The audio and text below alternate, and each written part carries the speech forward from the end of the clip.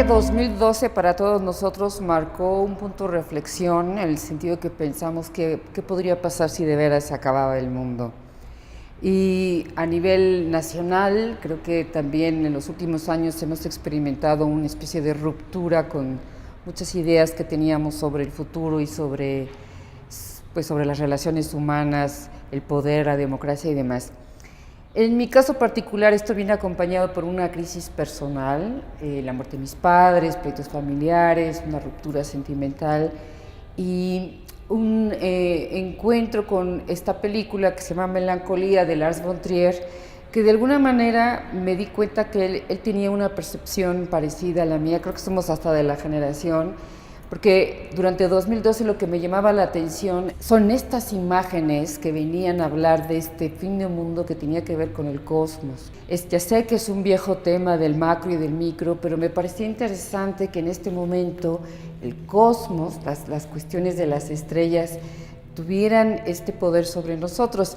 Y me impresionó también que, por ejemplo, en Facebook y en toda la cosa del Internet había producciones que parecían científicas de estas cosas pavorosas que iban a suceder, como sucede en la película de Lars von Trier.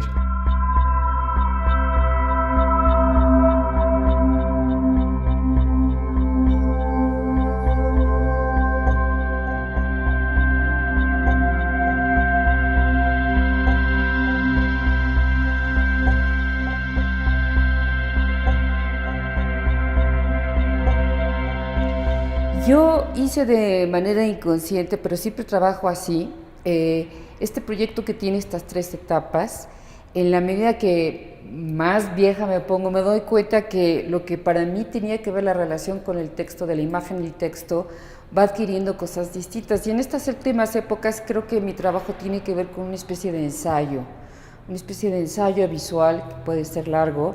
Y estos tres momentos tienen que ver justamente sobre esta ruptura de fe que hemos tenido y por otro lado esta necesidad de integrar o de reencontrar cuestiones afectivas, relaciones sociales que nos marquen un futuro, pero esto siempre amparado, digamos, o siempre bajo una luz negra, ¿no? Entonces, efectivamente, está el libro de Melancolía, que es una especie de recopilación de toda esta crisis, muy pegada a la película de Lars von Trier, que él justamente habla de esta idea de destrucción y que al final lo que resalta son las relaciones interpersonales, este famoso tema del amor, ¿no? Y también en el libro de Melancolía yo digo que yo opto por el color, por una cuestión de gozo, inclusive de placer, porque creo que justamente en los momentos de violencia y de miedo se nos olvida que esos son lugares de comunicación, ¿no? Y que el placer sí te da un lugar humano, o sea, sí hay esta parte afectiva, sí te recuerda que todos tenemos hijos, todos tenemos abuelos, podemos ayudar al vecino, saber su nombre y su historia es importante, todo ese tipo de cosas, ¿no?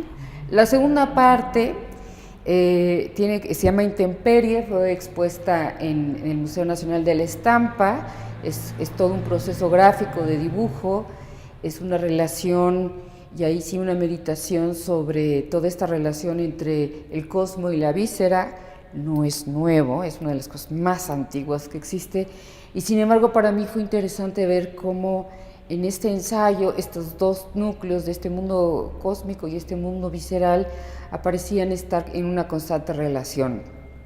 Esta exposición, casi todo fue blanco y negro, pero digamos que empieza con dibujos muy secuenciales y termina con unos tapetes, que me pareció interesante también porque los tapetes primero que nada tienen que ver con tejido, que siempre es un lugar muy femenino, y también con un lugar de calor.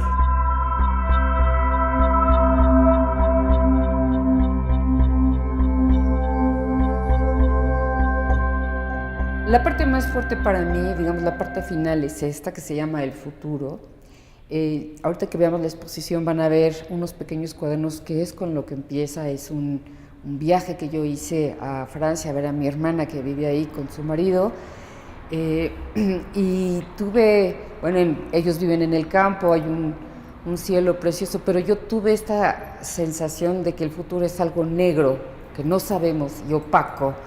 no necesariamente negativo, pero o negativo en esta cuestión femenina que no tiene una dirección, sino que se va como construyendo.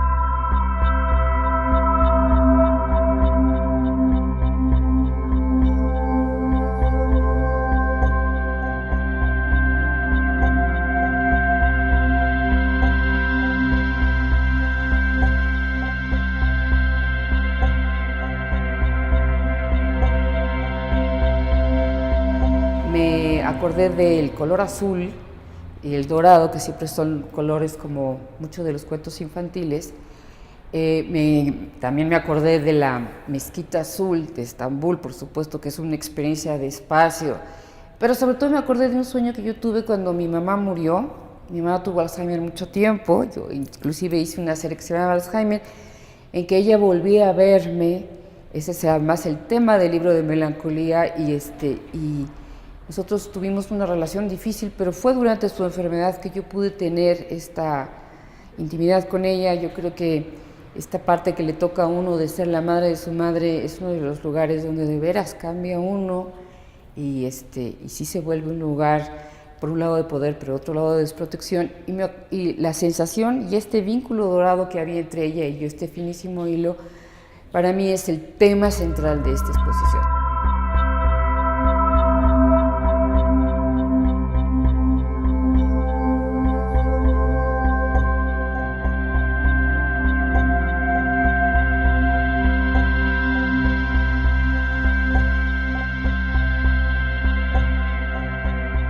Creo que tenemos la capacidad de leer las imágenes de forma narrativa. O sea, yo sí creo que estas imágenes, en la medida que están, por eso están colocadas de la manera en que están, sí las podemos leer como un texto, sí las podemos leer como un todo, porque ya tenemos una capacidad visual de entender, y que creo que justamente ahora que hay tanto rollo, es para mí muy importante el silencio. Ya sabes, así ahora todo el mundo quiere diversión, música todo el tiempo. Yo no. Yo creo que ahora que tenemos tanto ruido, un momento de silencio y un momento de contemplación, quizás no vendría mal.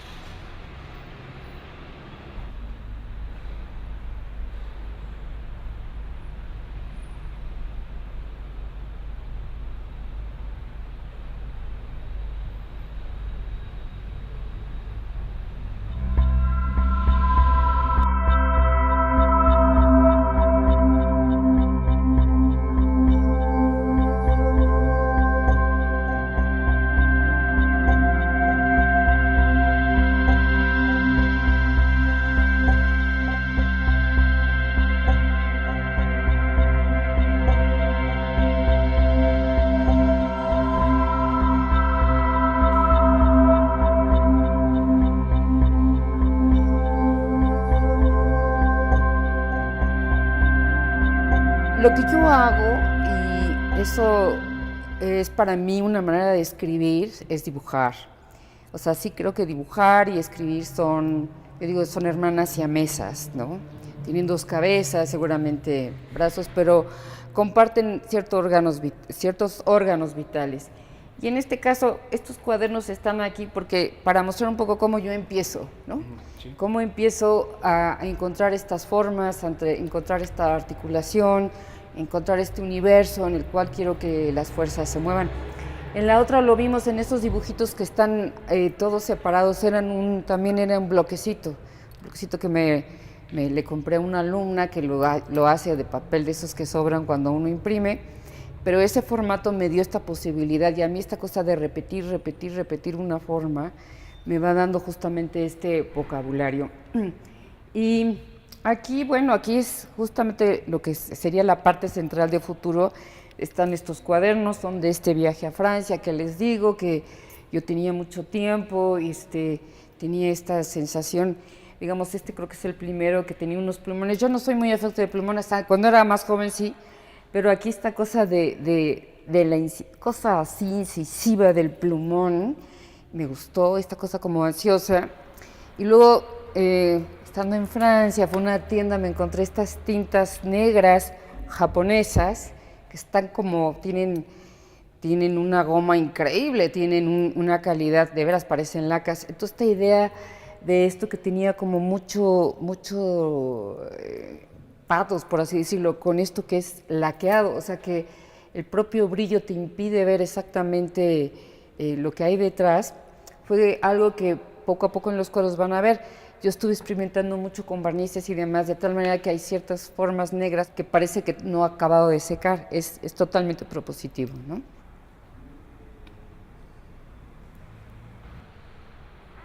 Yo creo que la diferenciación entre figurativo y abstracto en nuestro mundo no existe más, ¿no? O sea, todos nosotros ya sabemos leer íconos de aquí para allá, la cuestión del sobrediseño, nuestro mundo sobrediseñado ya nos dice los colores, las formas, ya sabemos que es más glamuroso que otro. O sea, sí tenemos toda esta cosa de complejidad.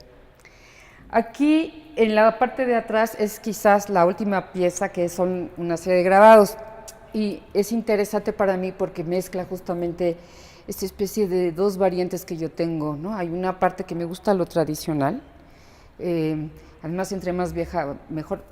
Yo empecé en la escuela como parte de grupos, era muy rebelde, y ha sido dando clases en provincia que me he dado cuenta que si no hay una estructura formal es muy difícil la invención.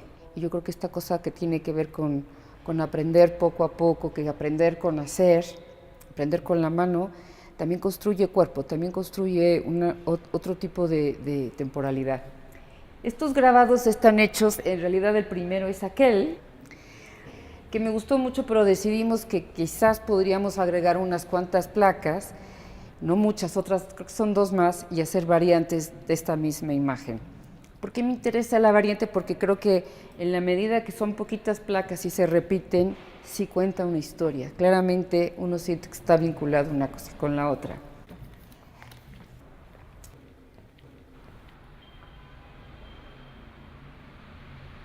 Y yo quería hacer esta especie como de gesto con estos pequeños dibujos que también son estos casi como ideogramas que yo hago. No los puedo llamar ideogramas, no tengo ni la capacidad ni la cultura para hacerlos, pero sí están hechos con esa intención, que si es un acto de reflexión, sí están pensados como un solo gesto, sí tienen mucha energía.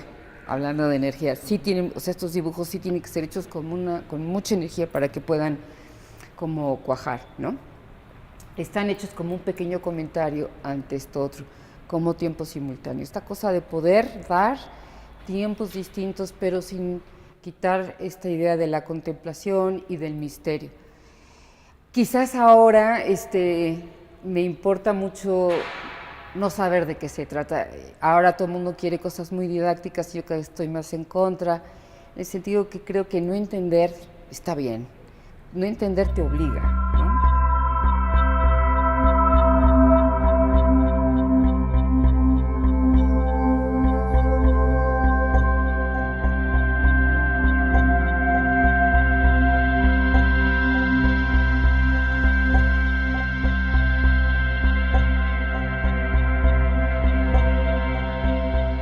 Todo tiene la intención de contar una historia, pero es una historia visual. Ese, digamos, es el privilegio de lo visual. Es una historia que dice, pero no dice exactamente. Creo que las imágenes visuales tienen esta posibilidad de ambigüedad. Digamos que si yo con estos mismos cuadros los acomodo de otra manera, un poco como este juego de las placas, no dice exactamente lo mismo. Y justamente en esa incertidumbre me parece interesante. Yo creo que la historia de la pintura es una historia justamente de poder leer algo que parece que es una obra cerrada, pero que el tiempo y el lugar donde está colocada te puede abrir otras relaciones. Entonces yo sí sigo creyendo que, o sea, todos estos cuadros sí están pensados como obras en sí mismas, encerradas, auráticas, todo lo que está no de moda, eso me interesa. Así que sea contemplativa, que sea emocional, que sea subjetiva. Pero sí creo que nuestra cultura ahora es una cultura mucho más sofisticada porque tenemos muchos modos de representación que conviven constantemente. Y en ese sentido, el montaje para mí tiene que tener siempre un riesgo que permita verlos de una manera distinta.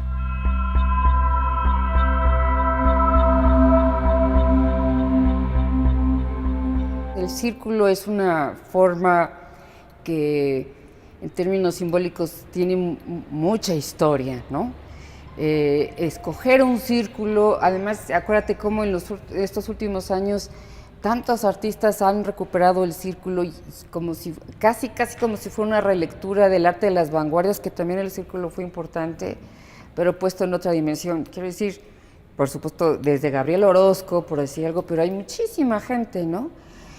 En ese caso, digamos, más que ser figurativo, yo siento que ciertas formas sí van teniendo sentido para nosotros, sentido culturalmente y simbólicamente, por supuesto. Entonces, el círculo es una. Esta idea de red, de laberinto, de tripas, yo te podría decir que muchos de estos dibujos tienen una cierta influencia de unos dibujos médicos tibetanos, en que la representación del cuerpo es tan abstracta que es fascinante. Digamos, cuando tú hablas, por ejemplo, de que si yo tengo mucha energía, hay un tipo de pincelada que ya sabemos que está implicando el cuerpo, ¿no? Uno sí ve que en esos gestos hay cuerpo, y además como de expresionismo abstracto, o sea, un cuerpo que dice que tiene subjetividad y demás.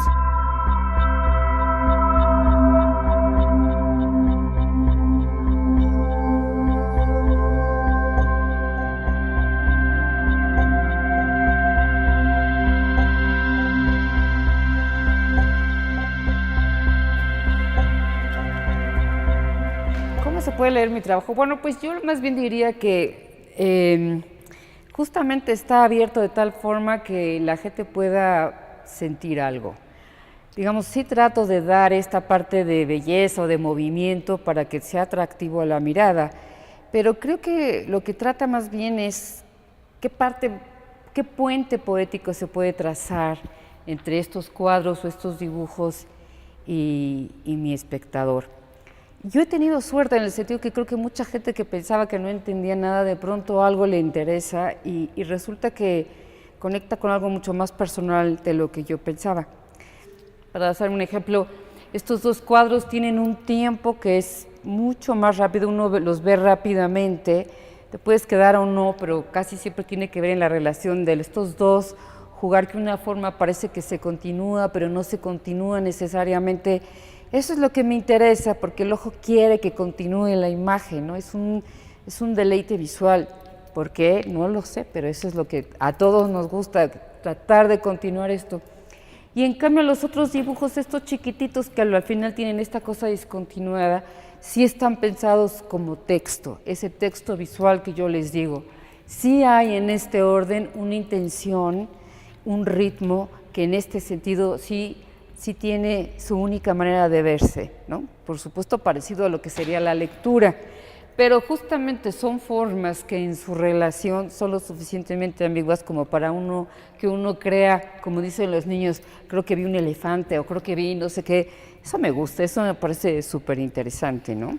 Creo que lo que a mí me interesa es que esta exposición se vea primero como un todo. Si se fijan, hay muros pintados de un cierto color, que por cierto Isaac Masri me dijo que cuando vio el color pensó, híjole, va a ser un desastre, pero no fue un desastre.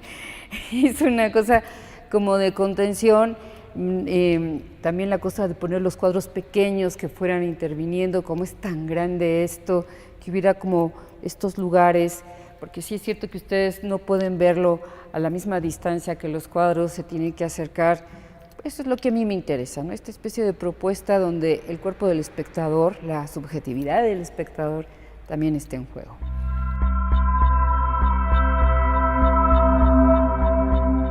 A mí me interesa mucho que la pintura se sienta que está siendo hecha, que el cuerpo esté de una manera fluida.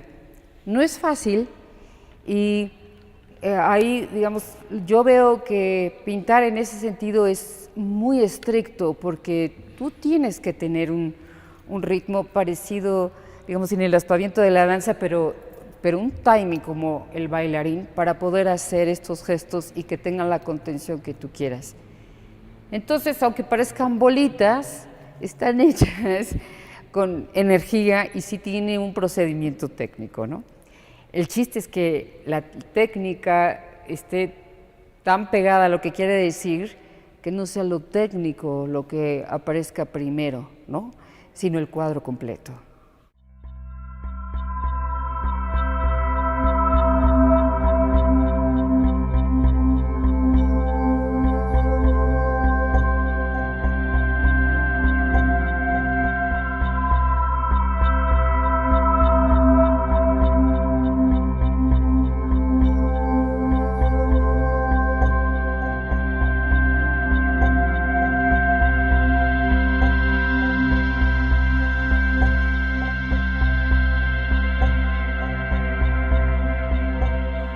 los cuadros tienen su propia vida, las obras tienen su propia vida, y entonces uno cree llevarlas, pero hay siempre que hacer un diálogo. Y el pensamiento o la literatura o la cuestión poética lo que me ayuda es que yo hago un territorio, ¿no? Hago un territorio de lo que quiero hablar. No sé muy bien, digamos, la geografía, pero tengo un mapa de más o menos hasta dónde quiero llegar.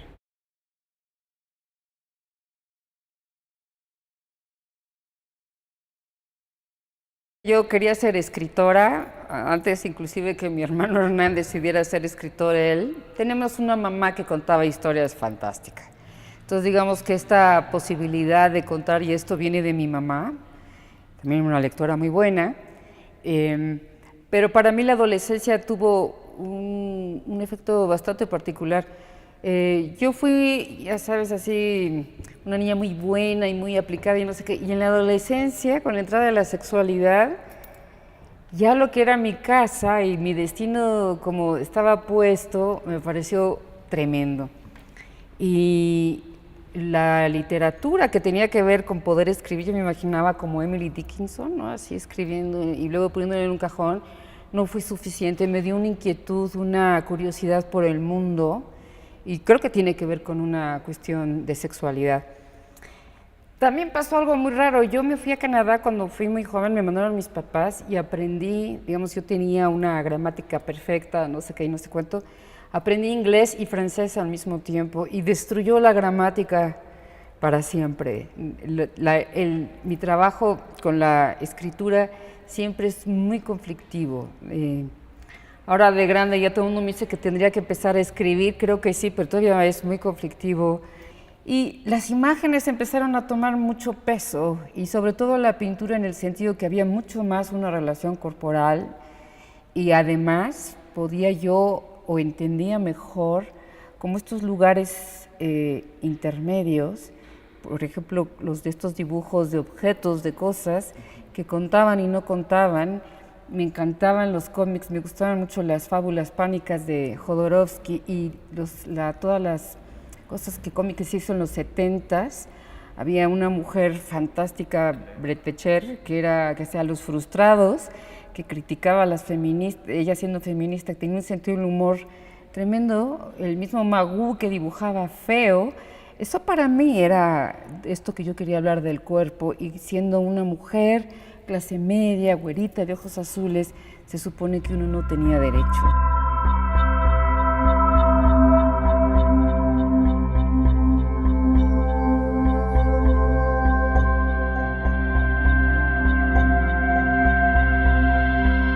En esa búsqueda de imágenes aprendí a trabajar en grupo, no solamente en el grupo Marzo o con el no grupo, sino que yo hice un grupo de mujeres amigas con las que trabajé muchísimo: Carmen Baullosa, Jesús Rodríguez, Liliana Felipe, Betsy Pecanins, Lourdes Grobet, mujeres súper fuertes todas y que tenían un mundo propio.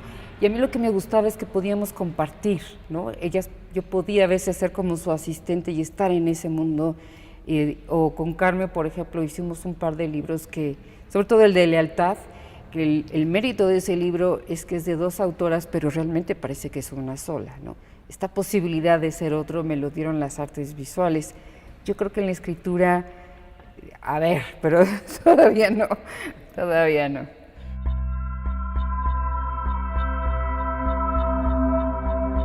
Yo creo que para nosotros, y esto sí lo digo como generación, era interesante contar lo que desde el punto de vista femenino, desde la experiencia de este ser mujer en estos espacios domésticos, cómo estaba articulada esta violencia. No solamente la violencia sistémica, por así decirlo, sino la propia violencia, ¿no? Y a mí me parecía que uno de los temas tabús, esto lo puedo ver un poco más ahora, es que el deseo sexual de las mujeres estaba siempre permeado por culpa, dolor y las telenovelas, ¿no? ¿Cómo hacer que esto fuera un lugar distinto? Creo que fue la búsqueda de mi generación y la generación un poco anterior. Entonces esta serie tiene que ver en esta parte autobiográfica, pero tampoco quería ser algo tan grotesco. sino que permitiera una cosa de humor, digamos que yo me pudiera dar cuenta de mi propio narcisismo, afortunadamente, pero sí había una voz en general, o más bien generacional, que quería hablar de esto, ¿no? Y para mí, desde ahí, desde la escatología de los sentimientos, desde esta cosa muy de víscera, muy de cuerpo, muy de este lugar que en México nos gusta no escuchar.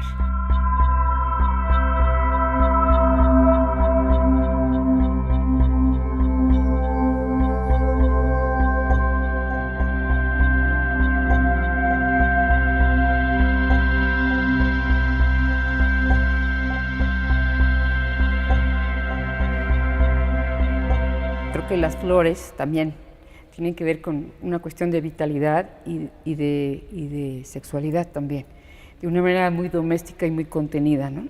Porque lo que descubrí, que decía hace rato, es que en el mundo botánico podemos encontrar esta semejanza del mundo nuestro, del cuerpo humano. Esto fue una intuición, y luego justamente viendo, por ejemplo, de las flores o de los árboles, todo lo que se ha construido, todo el mundo simbólico que está basado en esas formas, que sigue siendo increíblemente poderoso, pues a mí me dio como la posibilidad de seguir trabajando ahí. Y la idea de las plantas o de los árboles o de esta cosa me ayudaba como a sentir que es un ciclo vital, ¿no? Que siempre tenemos tanto miedo de hablar de la muerte, y la muerte está ahí, ¿no? Y en el jardín la muerte está presente todo el tiempo. Ahora, digamos, en estas formas más abstractas, el jardín sigue, por supuesto. Yo tengo un jardín, pero me importan las formas del jardín.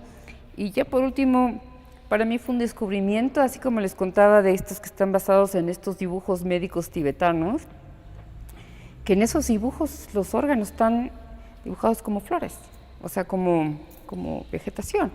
Entonces creo que también no es en balde que mi idea de cuerpo, que está vinculado con el jardín, para los orientales no sea una idea tan extraña, ¿no?